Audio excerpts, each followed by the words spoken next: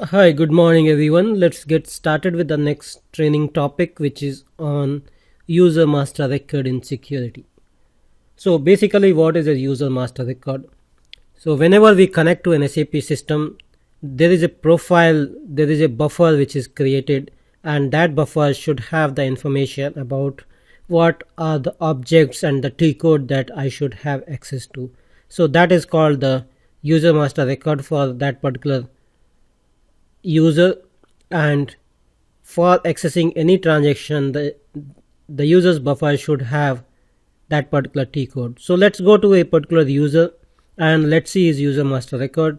Say this particular user, it has its name over here. You can have the work center related information, the costing related information. You can have communication related information. So that is the information about the address part. That is, this these are the address related field which can be captured for the user. Okay, so that is about the user's information. That is, the master record will have the user name, user's last name, first name, language, communication related information like phone number, extension, etc. Now let's come to the logon data where we specify the user type. Okay, so basically we are into the logon data where we can specify the user type. Here you have the password information, then you can assign the user group to the user, validity period, and other data.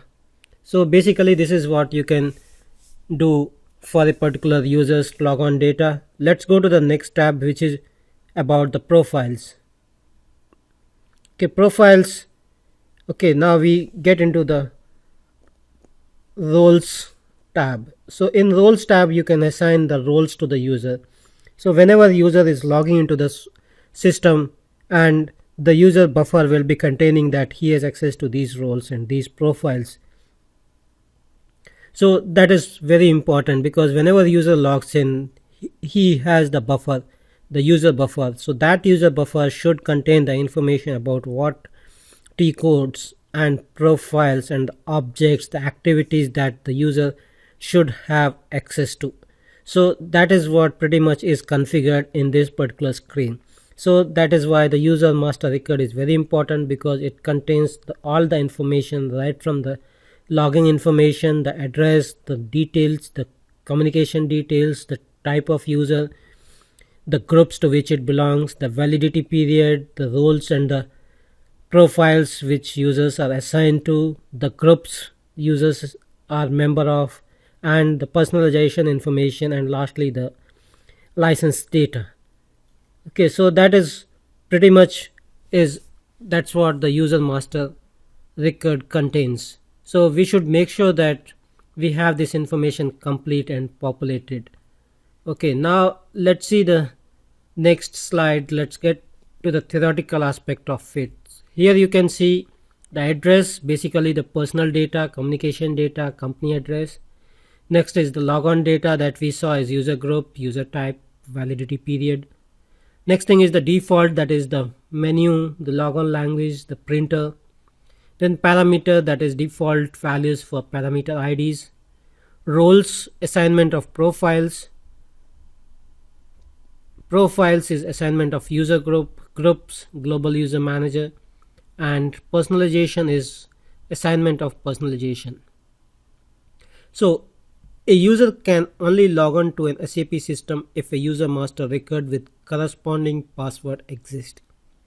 The scope of activity of individual users in the SAP system is defined in a user master record by one or more roles and is restricted by the assignment of the appropriate authorization. User master records are client specific. You must maintain your own user master record for each and every client in the SAP system.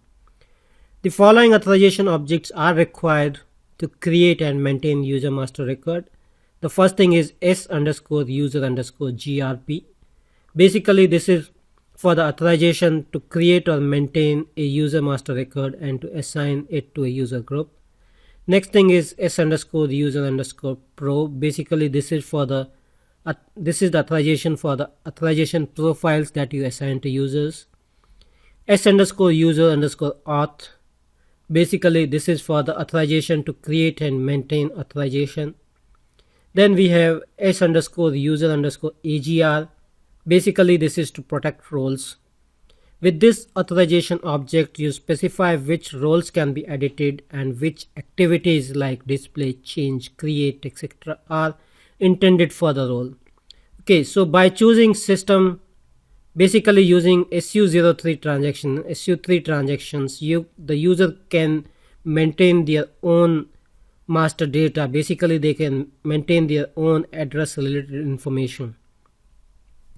Each profile grants the user a number of authorizations. Remember that we recommend that you structure the contents of authorization based on the organization structure. So, and you can change, basically you can do mass changes to this using SU20, SU10 as well. Here you can see that you can do the changes for logon data, roles, profiles, parameters, defaults, etc. using SU10. Then next thing is the change user documents table. Basically, for the online, you have the change history for logon data, which is at USH02, change history for authorization, which is USH04, change history for authorization profiles, USH10, and change history for authorization values. Okay, now archiving documents. So basically you can these documents can be archived as well. Okay, so that is pretty much I wanted to cover in this particular training session. Thank you for joining and have a nice day.